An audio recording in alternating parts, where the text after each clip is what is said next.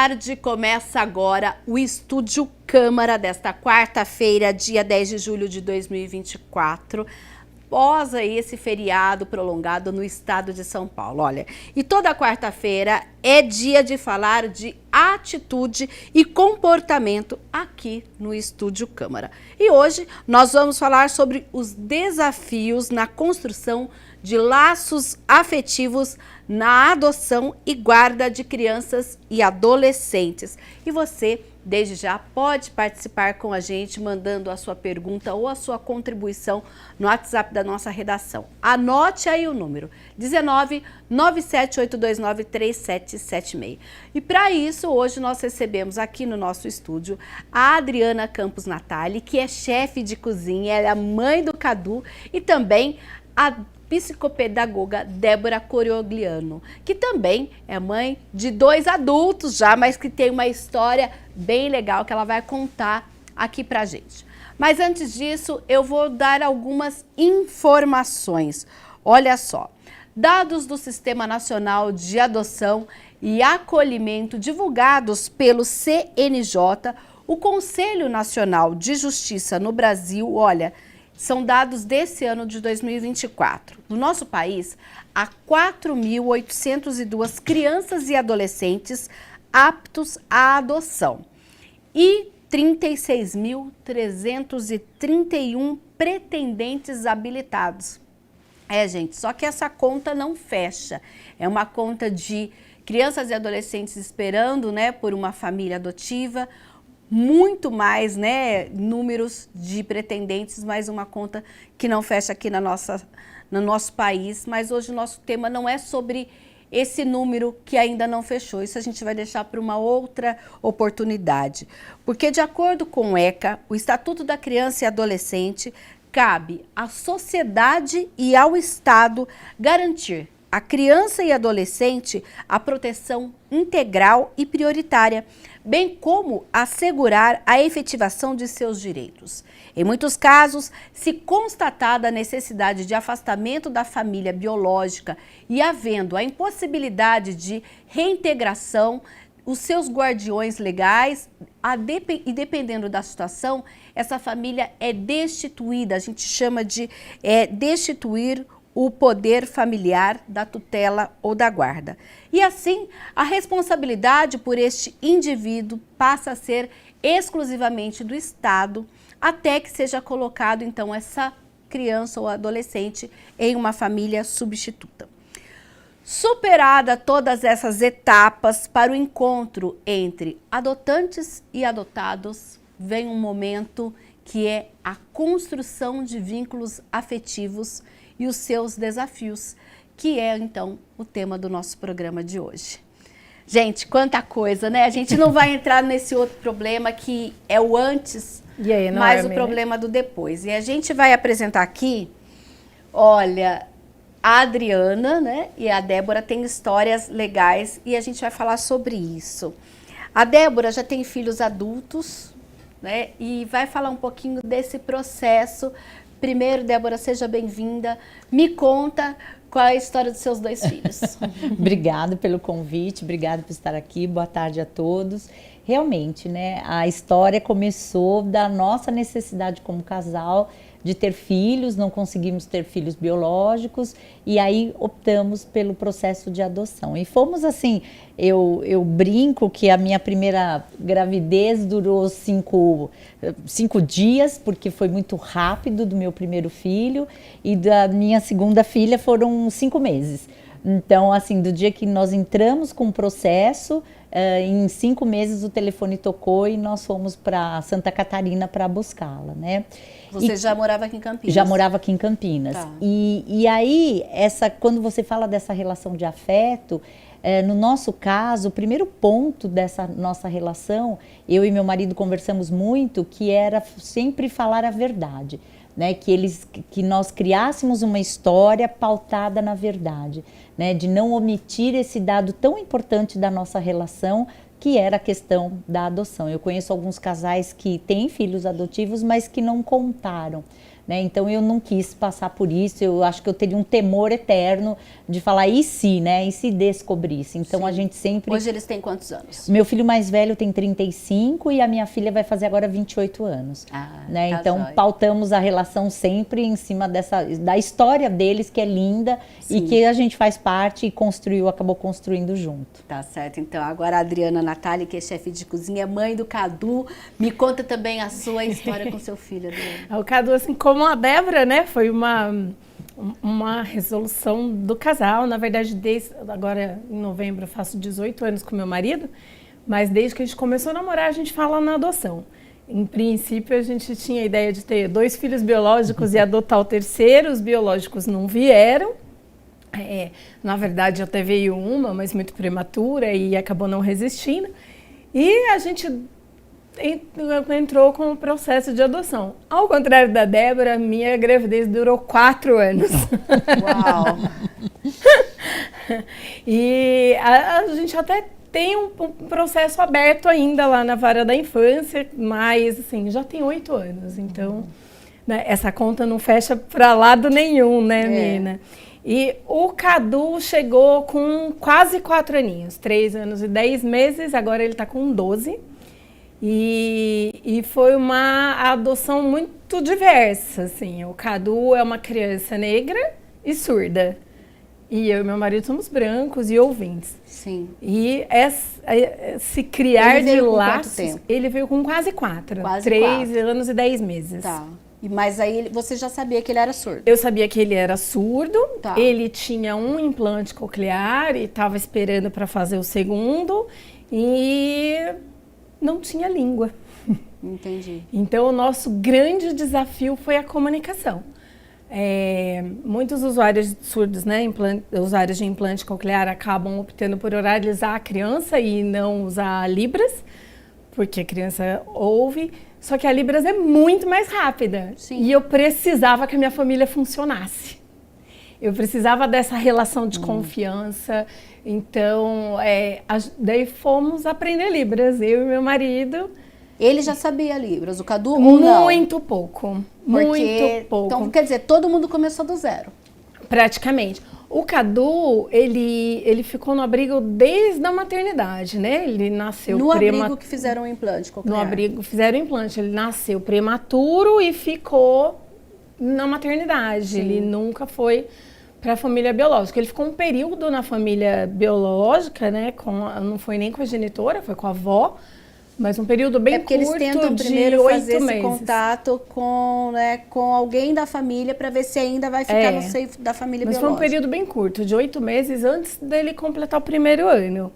E aí daí ele foi para o abrigo, só que o abrigo teve uma dificuldade do diagnóstico da surdez. Em princípio, eles imaginavam que ele fosse uma criança autista.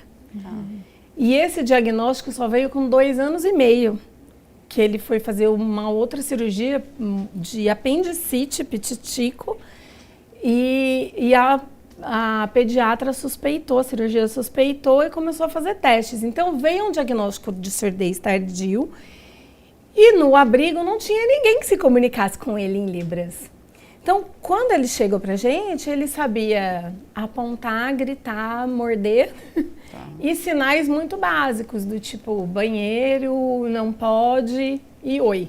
Tá. Assim, era muito simples. Então, a gente começou do zero. A família inteira foi estudar. Foi.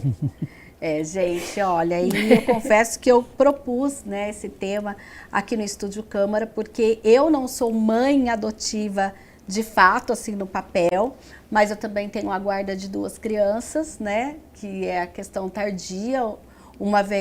São 2 irmãs, uma estava com 6 anos, outra estava com 10 anos, né, e eu tenho a guarda chamada guarda por tempo indeterminado, porque naquele momento nós respeitamos a vontade da mais velha, de que ela disse, eu não quero ser adotada porque eu tenho mãe. Né? E ela tem uma fidelidade materna bem forte, né? E respeitando essa vontade, mas ela também não queria mais morar no abrigo, e já estava há 4 anos abrigada naquela situação, quer dizer, não tinha mais por onde ir naquele momento, né? Tecnicamente falando, e por isso que dessa forma eu me tornei mãe, tia, né, também partindo disso. A Débora, além de ser mãe, né, ela é psicopedagoga, especialista em neurociência da educação e ela tem, inclusive, atendimentos com famílias que procuram essa organização, esse apoio emocional. E para produzir esse programa hoje, eu conversei com algumas mães, umas disseram que, olha, não tinha tempo mesmo, outras disseram que se viram totalmente desamparadas após esse período, né? Vocês, inclusive, falaram, olha, foi uma vontade do casal. Tem muitos casos, inclusive, que é a vontade do casal, mas depois esse casal se separa e assim como é com filhos biológicos, a mãe vira mãe solo, com toda essa bagagem. O que dá para a gente falar para essas famílias que, né, o amor é acima de tudo, mas que também não se pode romantizar a adoção? Nossa, isso é pura verdade, né? As pessoas têm esse olhar. Quando você fala, eu adotei, parece que a gente anda flutuando, né? Isso, que a vida é plena e que tudo é ótimo e que a vida vai assim, Deus vai iluminar o caminho, né? E graças a Deus a adoção vem com uma questão de normalidade. Eu acho que quanto mais normal, eu com os meus filhos já adultos, eu passei por todas as fases, né? Passei pela infância, pela adolescência, todas as conturbações de adolescentes, né? Estou vivendo agora outra questão, meu filho vai casar agora, então já saiu de casa. Então, todas as situações normais que todas as famílias vivem, nós vivemos. Eu acho que cabe muito à estrutura familiar, a essa base da família, entender que o fato de sermos, né, eu falo que hoje eles também nos adotaram, né, pela consciência que eles têm hoje, né, o fato de ter essa questão da adoção é apenas um detalhe nessa relação. Ela não é a base, ela não é o caminho, ela não é quem dita tudo isso. Eu acho que o que dita, uma vez meu filho chegou em casa e falou, mãe, ele estava estudando ciências, a questão do sangue, de cromossomos e tal. Ele, mãe, nós não temos o mesmo sangue, né? Eu não, aqui na nossa família, eu, você, seu pai, sua irmã, cada um tem um sangue diferente. O que nos une é o amor. O que nos une é querer ficar como família. A hora que isso acabar, vai cada um para o seu lado. Então, nós temos uma missão como família, por não termos vínculo sanguíneo, que é nos mantermos no respeito e tal. E isso foi acontecendo. Mas passamos os perrengues que todas as famílias passam, né? Nada diferente. Nada diferente. Essa história de que quando você fala assim, eu adotei... De verdade, parece que a gente anda em cima de uma nuvem flutuando. Que nossa vida é maravilhosa, não temos problema. Então, que é uma adoção interracial e uma criança surda. Nossa, heroína. Mentira, gente. Eu tenho um monte de perrengue. A Cadu tá entrando na pré-adolescência agora. Nossa, questionando um monte questionam de tudo, coisa, né? E ele mudou de escola recentemente, está numa escola com muitas crianças surdas na escola. Tem 500 alunos na escola, mas tem 73 surdos. Então ele... Em Campinas mesmo? Olha, é uma escola da prefeitura. Que bom, hein? Então ele encontrou uma turma. Aí agora ele faz parte da turma. E como assim? Mas agora ele se encaixa, porque é aquela idade de se encaixar também. Não, mas agora ele está num questionamento assim... Agora eu encontrei meus pares. Tá. E entre os meus pares, ele identifica que tem família que tem padrasto, que não é o pai biológico, mas a mãe biológica tá lá. E ele não tem a mãe biológica. Então, eu não sou seu filho. Da onde você tirou isso? Ele sempre soube que era adotado. Sempre soube, sempre. Mas como assim? Da onde? Né? Mas tem também aquele negócio na hora de que você dá uma dura, por exemplo, e fala assim, mas você não é minha mãe? Já teve isso? Teve. Mas sabe que uma vez, quando a gente estava no processo de adoção, a gente tem, na sua época, acho que não era essa legislação vigente de hoje, né? Não. Hoje a gente tem um curso obrigatório, acho que você passou por isso. Eu fiz um curso aqui em Campinas, porque o meu era vamos dizer assim, municipal. Então, nós mandamos 14 documentações para 14 comarcas. Hoje é um cadastro único. Hoje é um cadastro único. E aqui em Campinas eu fiz o curso. Mas tem esse curso obrigatório. E eu lembro que não tinha vaga, já fazia mais de um ano que a gente estava tentando, tinha só uma vez por ano aqui em Campinas, era uma coisa meio burocrática. A gente acabou fazendo em Vinhedo. E lá no curso teve uma palestra de uma mãe mais velha que a gente, que tinha os filhos já adultos e queria mais filhos. Então, os filhos na faculdade, ela adotou um adolescente. Tá. Que estava passando por essa fase, diz que chega, assim, ele já tinha passado por mais de uma família, ela já era, acho que é a segunda ou terceira família, e ele um dia chegou para ela e falou assim, mas é só assim que você sabe ser mãe? Foi para isso que você me tirou do abrigo? E ela falava assim, foi para isso que eu te tirei do abrigo, para te educar, e não é só amor, eu vou te colocar limites e tudo mais. E eu fiquei tão chocada com aquilo, e eu cheguei na casa da minha mãe, falei, mãe, ela falou isso, que desespero. Se meu filho falar isso pra mim, não tinha o Cadu ainda. Se meu filho falar isso pra mim, eu quero morrer. Ela falou assim, você pensa que vocês não falavam? Não era pra isso que você me tirou do abrigo, mas não pedi pra nascer. É igualzinho, né? Cada um com suas armas. Não, né? cada um com suas armas. Mas é um processo que acontece, a normalização, né, dessa parentalidade, que nem tudo são flores. Tem os momentos lindos também, Claro, né? Tem os nossa, momentos de muito amor. Hoje, por exemplo, foi um dia que o Cadu acordou e ele estava... Você está em período de férias, descansando e tudo, mas todo amoroso. E foi lá e abraçou, beijou. Então, tem o lado bom e tem o lado como qualquer parentalidade, né? Ô, Débora, eu acho que o principal da gente pensar isso é que quando a gente se coloca na condição de guardiã e tudo mais, a gente tem que pensar que pessoas não são folhas em branco e que elas têm as suas histórias, que elas têm, né, toda a sua história biológica. Sim. Algumas, no caso do próprio Cadu, no caso das minhas meninas, tem também a história psicológica de vivência, né? No meu caso, teve bastante vivência com a família biológica, né? Então, acho que a gente também precisa respeitar isso dessas crianças. É bem por aí?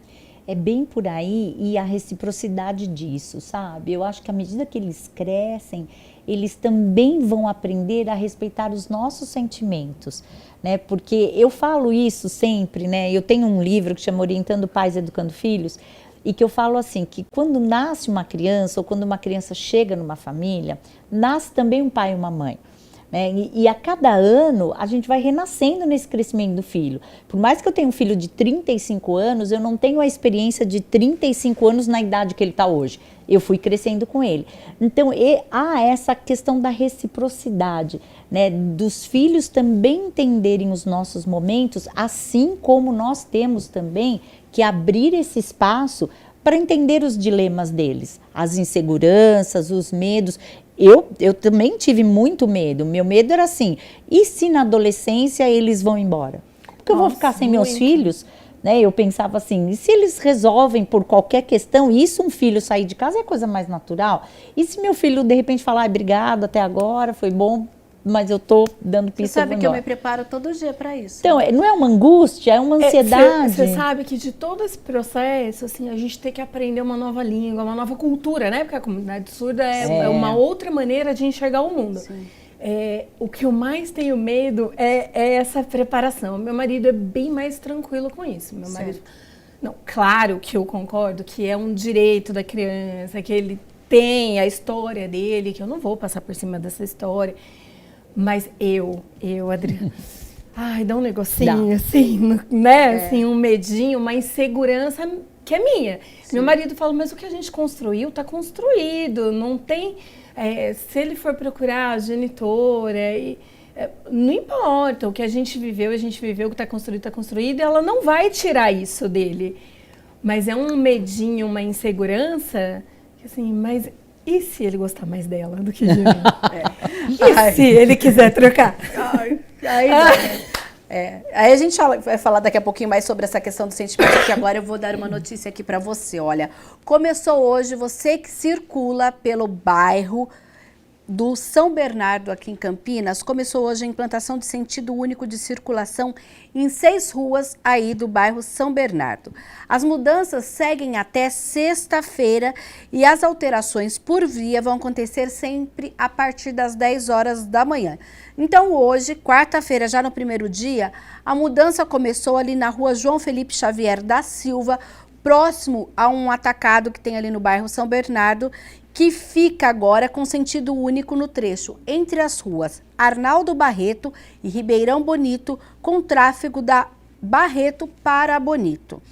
A segunda mudança de hoje é na rua Professor Adalberto Nascimento, que fica com sentido único no trecho entre as ruas Dr. Alves do Banho e João Felipe Xavier da Silva, com circulação na Nascimento para Silva. E olha, amanhã continua até sexta. Então amanhã qual vai ser a mudança? Na rua Dr. Benigno Ribeiro, entre as ruas Ribeirão Branco e Elias Lobo Neto, com tráfego da Ribeiro para Neto.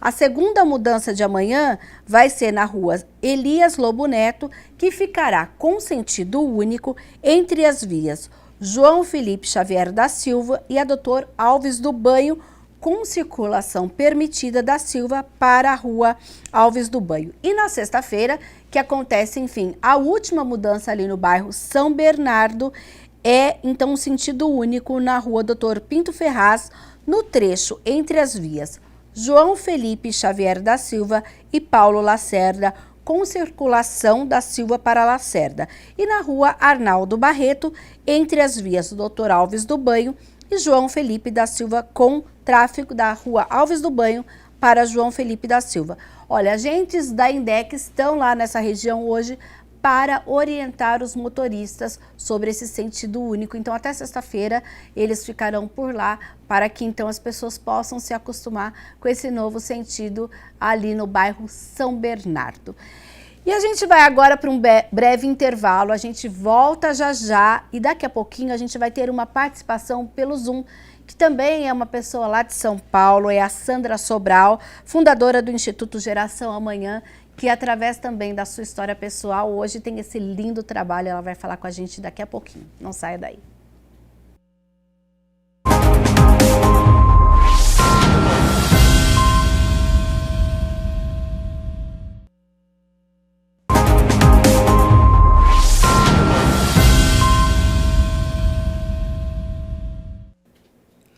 Segundo bloco do Estúdio Câmara, que hoje fala sobre atitude e comportamento, e o nosso tema são as relações afetivas na adoção ou guarda de crianças e adolescentes. E quem conversa com a gente agora para contribuir nesse bate-papo pelo Zoom, diretamente lá de São Paulo, é a Sandra Sobral, fundadora do Instituto Geração Amanhã, que tem a missão de defender o direito de todas as crianças e adolescentes de viverem em família de maneira integral, saudável e segura, que atua em várias frentes. Eu que conheci a Sandra falando de família acolhedora, né, Sandra?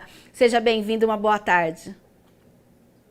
Muito obrigada, Mirna. Muito obrigada, TV Câmara, pelo convite. É um prazer estar aqui com vocês. Ô Sandra, a gente estava falando aqui das nossas histórias, dá uma pinceladinha na sua história e depois dessa história, como você despertou para esse tema.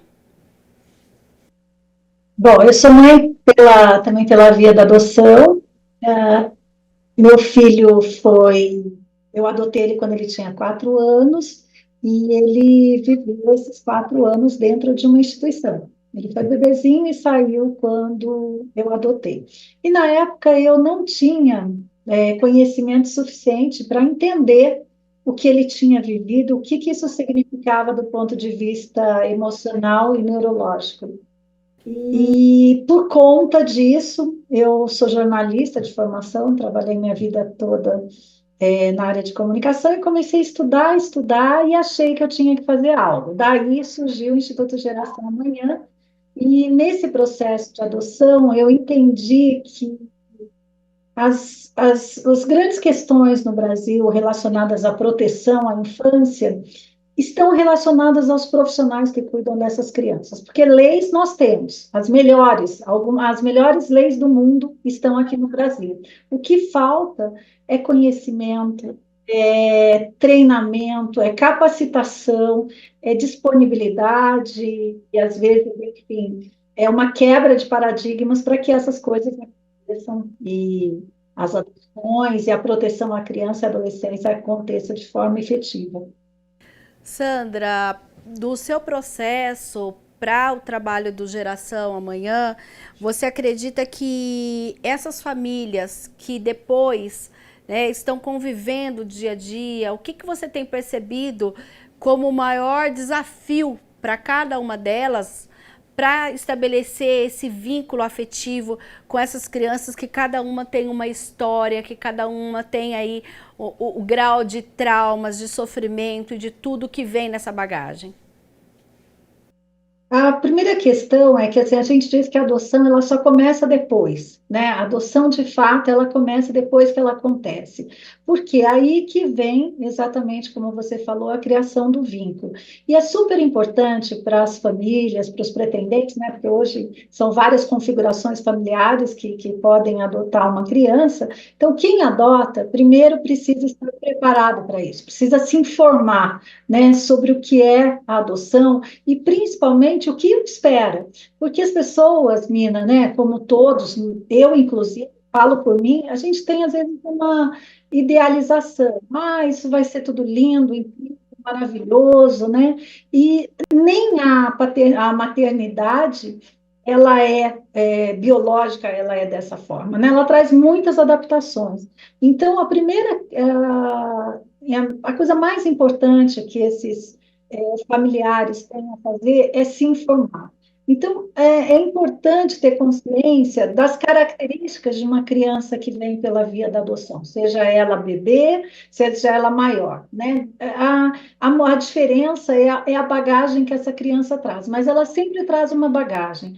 E uma coisa que é fundamental entender é que essa criança ela tem um registro de rejeição, de abandono e às vezes de violência. Esse registro, ele causa mudanças emocionais e neurológicas. Então, esta criança tem um funcionamento diferente. Então, é importante que esses pais e mães que venham ajudar entendam isso e saber lidar com isso, né? Então, porque assim, a gente tem um processo que a gente fala que mesmo um bebê, claro, a adaptação de um bebê é mais fácil, mais rápida, mas quando você adota uma criança maior, existe um tempo de adaptação, e esse tempo, ele é muito relativo, ele pode levar meses, como ele pode levar mais de um ano, ele pode levar 2 anos, né? Isso depende muito do que história essa criança traz. Então, é importante entender que você vai ter que lidar com algumas questões extras, né? Só isso. Você tem que aprender a lidar e saber lidar com essas questões. Então, é importante, eu acho que, desromantizar essa questão da adoção. Entender que tem que ter muito esforço para isso, tem que ter muito trabalho, tem que ter muita paciência, muito afeto para romper essas dificuldades que essas crianças venham trazer. E hoje, qual é a principal missão nesse contexto, quando a gente fala do Geração Amanhã?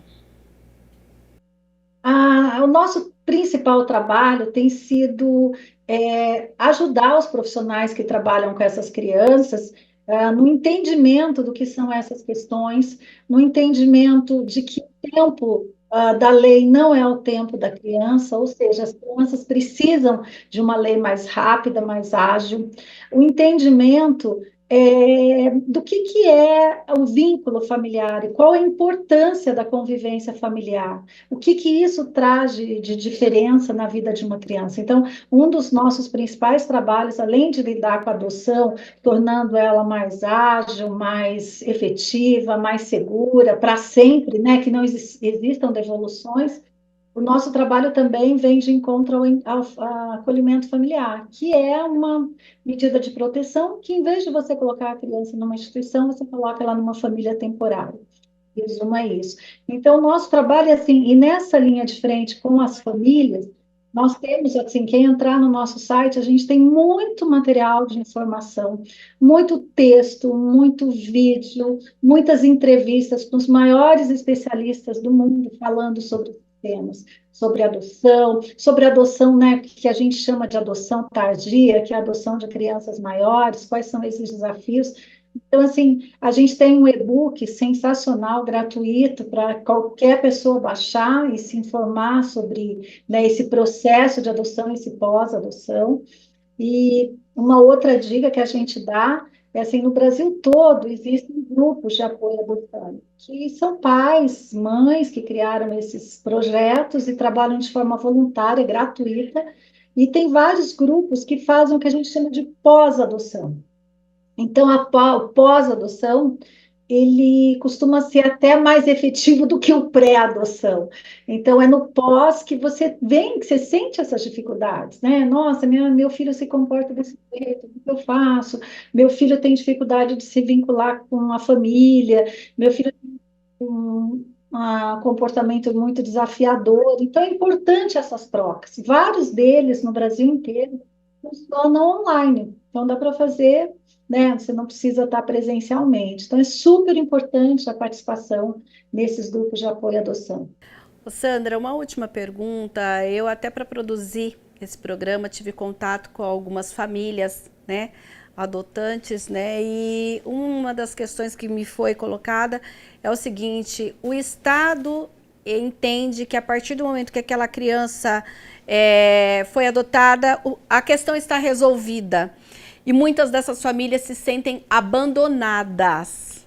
Qual é a sua visão a esse respeito? Isso é uma realidade.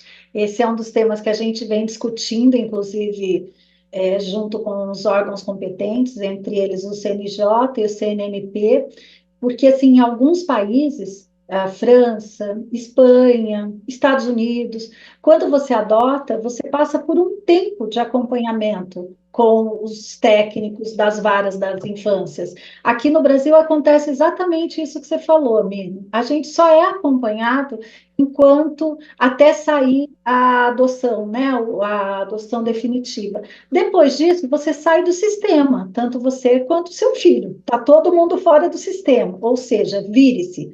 E é esse o momento mais crítico. Infelizmente, o Brasil está tendo um alto índice de devoluções de crianças, mesmo após a adoção concedida, exatamente por essas dificuldades todas que a gente está falando. Dificuldades da equipe que não soube conduzir aquele processo, a equipe das varas, dificuldade dessas famílias que não estavam preparadas para as crianças, né, com as suas questões e dificuldades, e da própria criança, que nem sabe por que está ali, o que aconteceu com ela. Então, esses preparos, né, de todas essas pontas aí, é super importante. E a gente tem que trabalhar um dos nossos projetos aí, a gente vem conversando para a gente discutir se né, da possibilidade de ter esse acompanhamento pós-adoção, porque hoje ele é informal. Quem faz, como eu falei, são os grupos de apoio à adoção, né? Se vocês quiserem, hoje tem o site da ANGAAD, é angaad.gov.br. Eles têm lá todos os grupos de apoio à adoção, dá para procurar e se informar. Então, hoje é a sociedade civil que está ajudando essas famílias a conseguirem lidar com seus desafios, porque assim muitos não têm condições de ter psicólogo particular, um psiquiatra. Então assim, e o sistema, né, sistema de saúde no Brasil nem sempre é ágil, nem sempre é disponível para essa. Então, assim, recomendo para todos que quiserem, é super importante, principalmente aí nesse primeiro ano, esse acompanhamento e os grupos de apoio à adoção, como eu falei, podem atender presencialmente, online, de forma gratuita. Tá certo, então a gente reforça aqui, já deu tempinho, inclusive de eu abrir o site aqui da ANGAD, olha, a gente tem aqui Associação Nacional de Apoio à Adoção, de grupos de apoio à adoção, é angad. Deixa eu ver aqui, tá? .org.br, é isso, né? .org.br.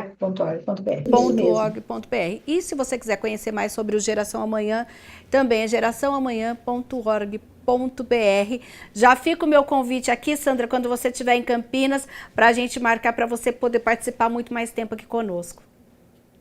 Muito obrigada, Mirna. Muito obrigada a todos. Obrigada pela contribuição. Um abraço, viu? Um abraço. Meninas, eu já pergunto aqui para vocês. A Sandra colocou sobre a questão da lei, mas e para vocês? É tudo bonito no papel? Se sentiram também, digamos que, abandonadas pelo Estado quando a adoção se efetivou? Eu queria só complementar um pouquinho a fala da Sandra, antes de falar da nossa aqui. Tem um outro problema de estrutura nesse processo do sistema.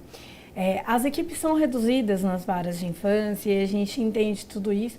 E a gente entende também que o Estado ser responsável por essa quantidade de crianças não é uma coisa legal, assim, legal no sentido de bacana, né? De gostoso para ninguém. E aí eu conheço mais de uma história, Mina, muito triste da vara da infância ter escondido o diagnóstico das crianças para as famílias. E aí não funciona, né? O que você falou, a gente está construindo uma relação que é para durar uma vida inteira, não é? Tem que ser verdadeira, né? Ela precisa da verdade. Imagina você acolher uma criança que tem algum diagnóstico, que tem alguma especificidade que vai demandar uma atenção maior sua, e isso é escondido de você, isso é muito grave. Sim. Então, é mais do que mesmo, abandonado. É que não deu tempo, porque eu conheço ela, ela passou por inúmeros psicólogos, psiquiatras, porque ela também teve essa história de entender o que acontecia com o filho dela, né? Porque ele também tem uma questão de autismo e tudo mais. Então, ela também não sabia, ela teve que descobrir sozinha. A gente nem sabe se esse diagnóstico era fechado, mas tem todas essas questões. Mas ainda assim, né, existe um processo de investigação. Você não fecha um diagnóstico de TEA, do espectro autista, em uma consulta médica. É uma investigação. Então, assim, se o sistema já está investigando isso, poxa, por que não colocar para a família? Né? Pode ser que a família fale, não estou preparada para isso, porque a família tem que lidar com a verdade dela também, do que ela tem condições de receber, né? Durante o nosso processo, a gente lá no formulário a gente tinha pouquíssimas restrições. E uma das nossas restrições era criança HIV positiva, porque eu tinha acabado de perder uma filha e eu era insegurança minha. E a gente foi chamada a conhecer uma criança num abrigo e eu tive uma discussão com um assistente social a respeito disso. Que ele falou assim, mas a criança é negativada. Mas não importa, eu não estou pronta para isso. Né? E a gente tem que aceitar o nosso limite e ser firme. Porque não importa a minha justificativa do porquê eu não estava aceitando isso. Estava lá no meu formulário. E aí, eu sei de mais de um relato de diagnósticos graves, até de psicopatia. Que não foram falados. De adoção tardia, que foi escondido. Nossa, sério isso. Né? Isso é muito grave. Sim. Né? Então, é mais do que a gente ser abandonado.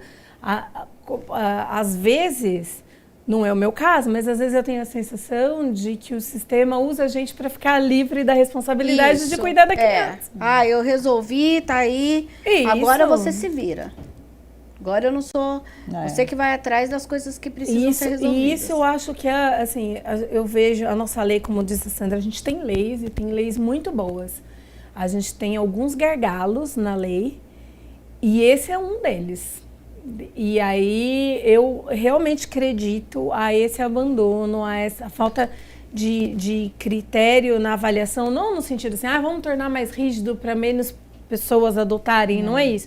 Mas é mais transparente, que todo esse processo seja mais transparente, o mais transparente possível e mais acolhedor, porque... Poxa, a gente para ser uma parceria, né? Sim. Se a gente pensar que todas essas crianças são as crianças que vão cuidar do nosso país no futuro, né? Então, assim, meu filho hoje tem 12, os filhos da Débora já são adultos, o filho dela, né, numa fase de casar, daqui a pouco possivelmente vai querer ampliar a família. Cara, são essas pessoas que daqui 10, 20 anos vão estar na situação, às vezes nem de poder, mas às vezes de ser o vendedor da loja de roupa que você vai, né? O atendente do supermercado. Se a gente maltrata essas crianças, o que elas vão dar de volta para a nossa sociedade? Então, é um questionamento realmente do Estado, assim, que país eu quero para o futuro? como cuidar desta geração, e inclui esse processo. Sim, é por isso que inclusive a Sandra faz parte de um movimento que trata aí da questão da família acolhedora, né, que é aquele programa que a gente conhece, que é uma adoção por tempo determinado, né, e o quanto isso, apesar de desafiador, eu confesso que particularmente para mim seria super desafiador, mas eu admiro as famílias que se colocam à disposição de ser uma família por tempo determinado. Inclusive, eu sempre converso com algumas pessoas, né, que fazem parte desse grupo, e eu lembro que ela colocou uma vez um texto dizendo, né, que ela faz uma cartinha para quando essa criança vai embora, né? E dizendo quanto isso dói para ela, mas aí logo ela é acionada para vir um outro presente, que é uma outra criança que a criança precisa saber que pode ser efetivamente amada ali enquanto a vida dela está sendo resolvida pelos adultos. E isso eu acho de um desprendimento, assim, é um amor intenso, incrível. Só a questão da assistência, eu lembro que no meu caso, a assistente social foi uma vez em casa, depois que minha filha chegou, antes do termo definitivo para o registro, né, após essa guarda provisória que nós tivemos. E o foco da assistente social, que na época, assim, totalmente inexperiente da minha parte, foi olhar a minha casa. Ela ficava mas até hoje quartos? É assim, até hoje. Ela, esse piso é madeira, essa janela não sei o quê. Tem cama para ele. É um quarto só para ela. Isso. Aí eu lembro que ela se encantou, não pela minha filha, mas porque eu já tinha fotos da Giovana no porta-retrato na sala. Ela, você já pôs fotinho dela na sala? Eu não. que isso é importante? Né? Porque tem uma foto da minha filha na sala. O que quer dizer isso? Né? Não quer dizer nada. E aí, quando ela foi embora, eu falei, nossa, eu estava com muita expectativa dessa visita da assistente social, me preparando para, acho que, sentar, conversar horas com ela, receber um monte de orientações.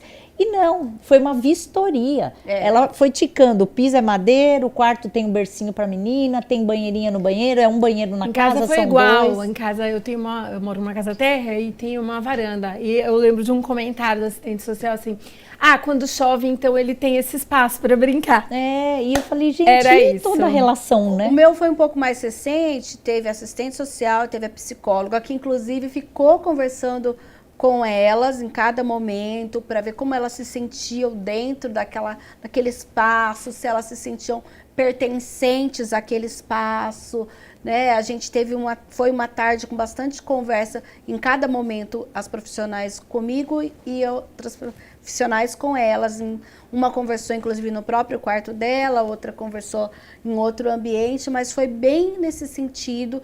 A gente fez várias visitas à própria vara, a consciência delas, porque como elas têm irmãs biológicas, que essa separação não significou um rompimento, até porque elas mantêm contato com as irmãs biológicas. Tanto que a pergunta delas foi, a irmã a mais velha, quando fez 18 anos, teve que sair do abrigo.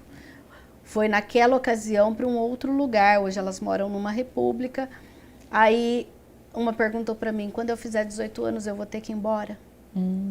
Ai, que dor no coração. Aí eu falei para elas, não, a família não vai embora.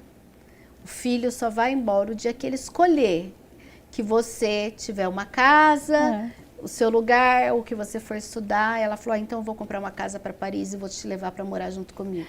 Falei, tá bom, combinado. Feito.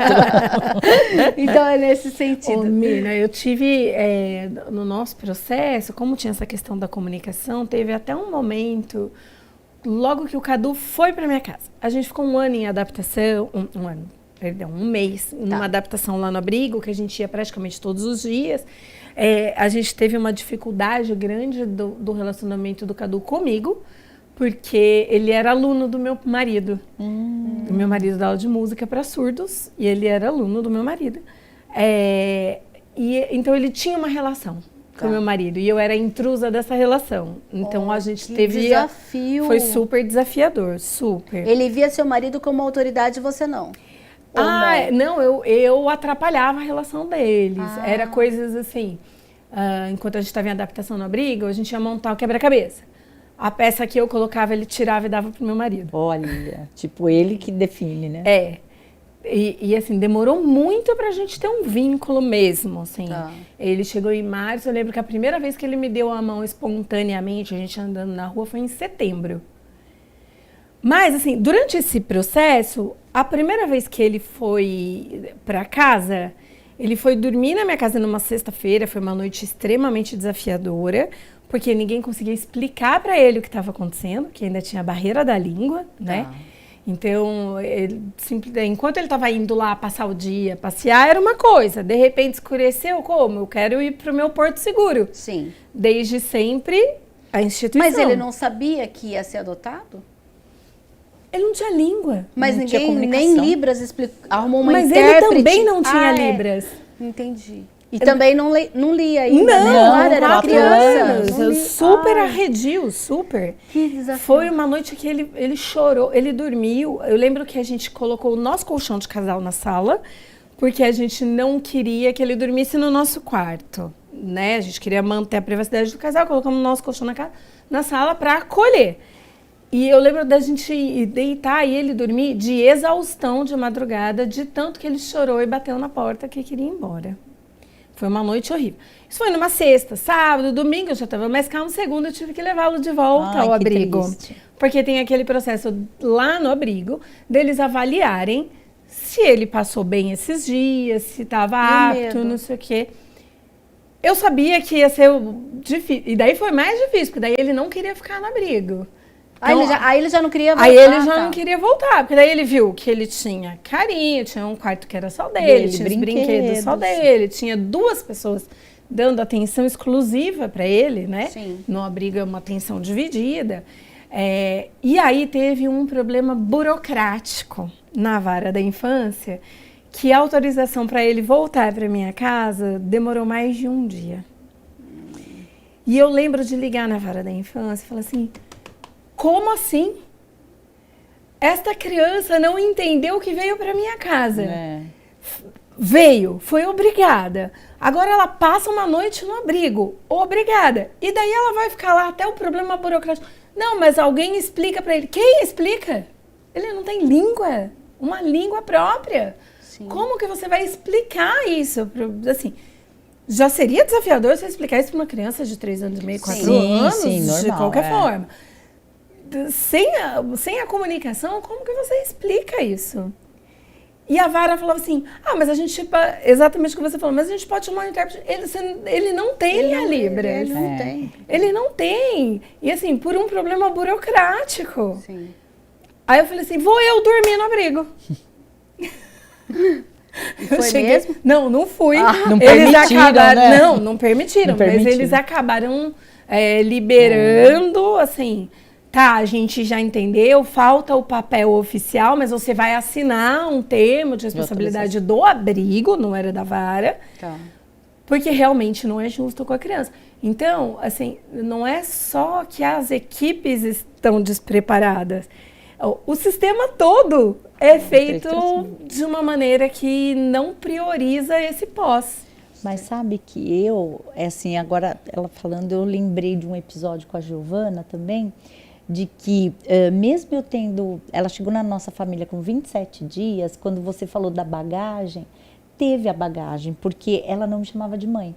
Ela foi crescendo e ela chamava meu marido de papai, o irmão de Bruna, ela falava Bubu, e ela chamava ela fazia água, dá, era o não vinha mamãe, não vinha Débora, não vinha nada. E foi passando um ano e meio. 27 dias.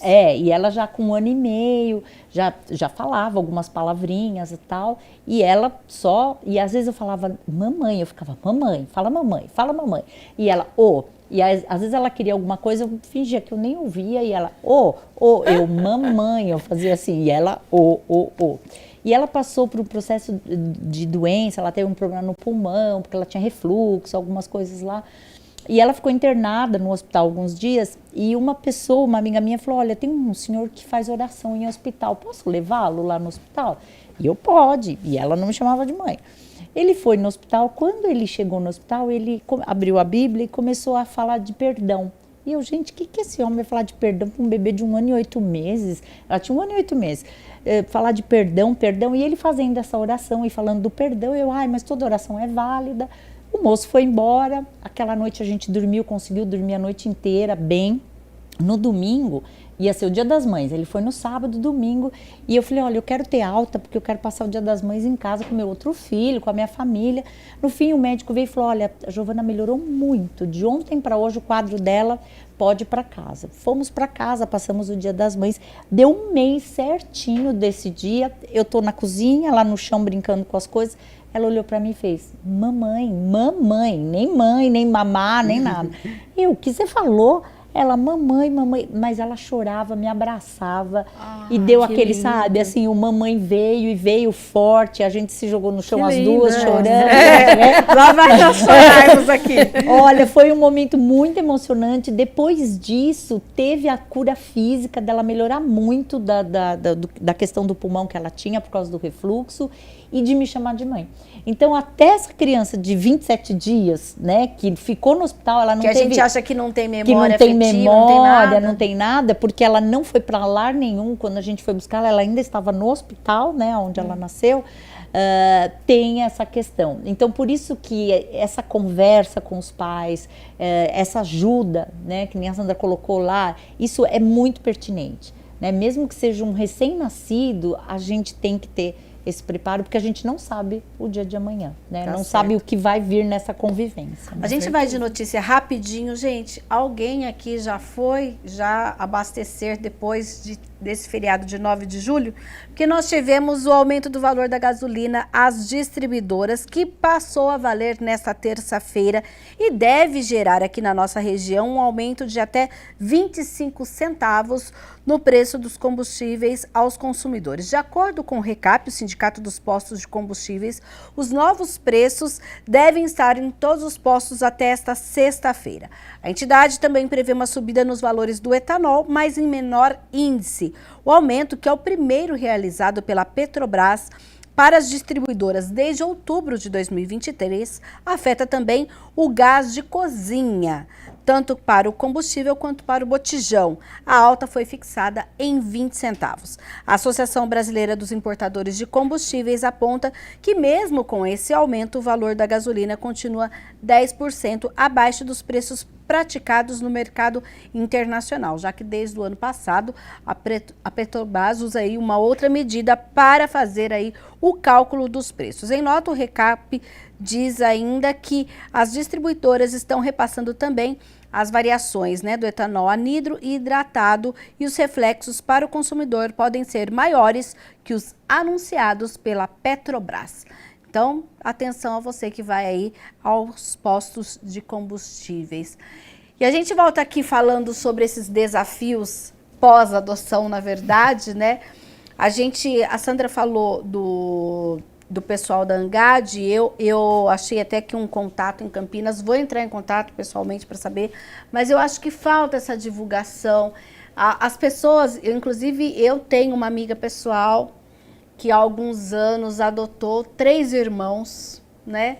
E eu não tive tempo de ter uma grande conversa com ela, mas ela agora está, a situação dela, ela está com 2 desses irmãos, já faz alguns anos, e o menor deles, inclusive, hoje está num abrigo aqui em Campinas, né? Então, quer dizer, muito desafiador. A gente falou aí do relacionamento, por exemplo. Eu, no caso, sou mãe solo. Tem algumas famílias que adotam porque é o desejo do casal, como vocês colocaram, mas depois essa relação se desfaz e a mãe fica com a responsabilidade dessa família, desse grupo familiar, e entra também outras questões. É muita coisa para a gente colocar na nossa cabeça, né? Como que a gente consegue, então, apoiar uma família, apoiar a outra, uma mãe apoiar o outro, os pais também. Hoje a gente tem outros modelos de família, que não é só o pai, aquela relação, né, hétero. Como que a gente consegue se apoiar para conseguir ter sucesso, já que a gente percebeu que o Estado resolvendo o problema dele, a gente não tem muito esse apoio? Miriam, sabe que eu conheço uma história muito parecida com essa da sua amiga, só que quem ficou com a guarda foi o pai. Os 2 mais velhos e o mais novo também está abrigado novamente. Até por problemas durante essa separação do casal. Né, que geralmente afeta toda a família, não tem afeta jeito. toda a família, enfim. Mas independente, né, da guarda de quem está cuidando, seja o pai ou a mãe, uma coisa que eu percebo principalmente em adoções múltiplas, assim, né, de 3 irmãos, a rede de apoio é muito difícil. Eu não sei como foi com você, Débora, mas assim, para mim também foi difícil a rede de apoio por conta da comunicação, embora Sim. seja as pessoas, mas como eu vou ficar com essa criança num final de semana ou num determinado momento? Como que eu vou cuidar dessa criança para você sair, para você trabalhar? Se eu não consigo conversar com essa criança. E esse casal, até dessa história, era a mesma coisa. Falou assim, ninguém quer ficar com 3 ao mesmo tempo. Né? É uma rede de apoio difícil. E eu não estou condenando a rede de apoio, não, porque, de novo, cada um tem a sua limitação, né? Sim. Mas esses grupos, realmente seria... Eu não participei desses grupos de pós-adoção, participei do grupo de apoio pré-adoção, inclusive da própria vara da infância. Mas seriam importantes até para isso, né? Porque realmente é muito desafiador todo esse processo. E sabe que eu penso também, que eu já vi casos, né, da própria aceitação da família, porque às vezes o preconceito acontece dentro da família. Eu já tive caso também de uma amiga minha, não é daqui de Campinas, e que realmente a família demorou muito para aceitar. Foi uma adoção tardia também, eram 2 irmãos, né, uma menina de 7, o menino tinha 10 anos, na época, hoje já são adultos. E a família tinha meio assim, tipo, nós a avó falou, não pedi um neto adotivo, sabe? Não era bem isso que eu queria, algumas falas desse tipo. E essa mãe se viu desamparada pela própria família também. Sim. Que não houve esse acolhimento de falar assim, não, são meus netos, né? Então vamos acolher. Eu percebo que há isso também. Né, tem essa questão. Tem uma rede de apoio bem boa, gente. Eu tive também. Aqui na TV, uma tem que sair da escola, eu ligo, pai, mãe, tio, tia, vai lá buscar porque eu ainda tô aqui. Hoje eu tenho. Tem. Hoje. Tá. Mas no começo foi muito... Eles tiveram também que...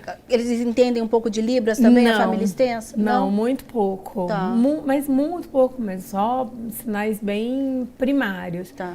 Mas hoje o Cadu se comunica melhor também. Hoje ele fala, ele entende fez o outro implante, tá na fono, né? Então tem...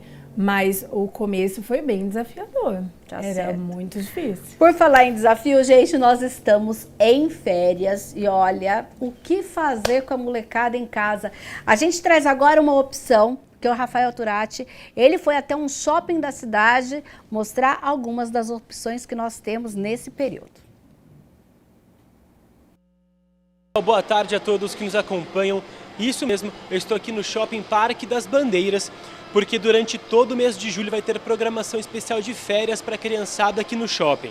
E por isso, eu estou aqui com a Mariana Mendes, superintendente daqui do Shopping Parque das Bandeiras, que vai nos explicar melhor como que está funcionando essa programação de férias para a criançada. Mariana, para começar, essa programação de férias está cheia de oficinas, e uma delas é essa aqui, a oficina de pipa, né? Conta tudo pra gente, boa tarde, seja bem-vinda. Boa tarde, obrigada. Sim, não poderia ser diferente, né? O Shopping Parque das Bandeiras pensou aqui numa programação super especial das férias para a criançada, né? Começando aqui pela nossa oficina de pipa, é muito fácil participar, ela é gratuita, e é só entrar no aplicativo do shopping, ir lá na aba de eventos e se cadastrar e acabar agendando o seu horário. Por que isso? Exatamente para a criança e a família chegar aqui e ter mais facilidade no seu dia a dia e não ter que ficar em fila, né, para poder participar.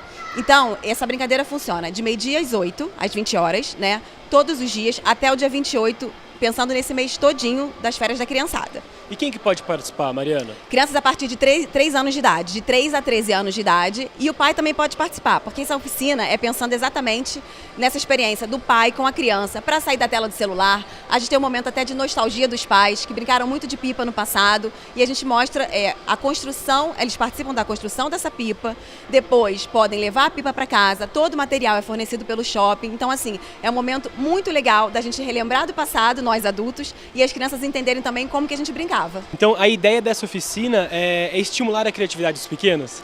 É sempre estimular a criatividade, é poder também fazer muito trabalho manual, que é muito importante isso, né? Até para o crescimento e para a criança, para o desenvolvimento dela. Então esse é o nosso maior intuito. E como que funciona a oficina? É o passo a passo? Ela monta a pipa do zero? Como que é? Então, ela constrói a pipa do zero, né? Ela tem todo o material fornecido pelo shopping.